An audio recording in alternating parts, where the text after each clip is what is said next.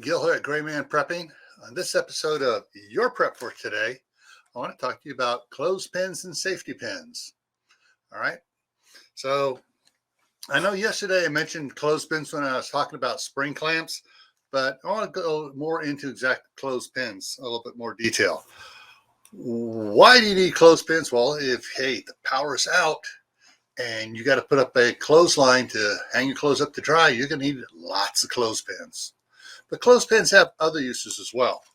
One of the things we do use with them, we put them on the bread rather than putting these things back on, which tear up and are hard to get off and the kids can't work them.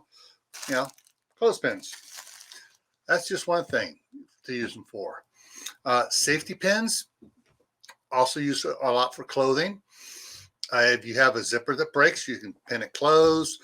If you have a button pop off your shirt, you can put the clothespin on the inside, safety pin on the inside and pin the material together.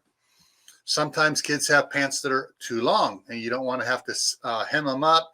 You just roll it up and put a couple safety pins on the inside to keep the pant legs at the right length.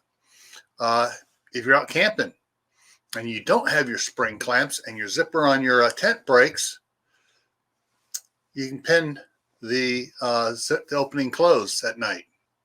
So clothespins and safety pins have a lot of uses, and I bet you can think of 5 or 6 more that I didn't mention. If you do, put them in the comments section so everybody else can see them as well. Remember, we're helping each other out. So with that, everyone stay happy no matter what life throws at you. Be safe. Don't go out and do something foolish. And most important, keep adding to your preps and all these materials that I've been talking about, plus your food and water. And this is why.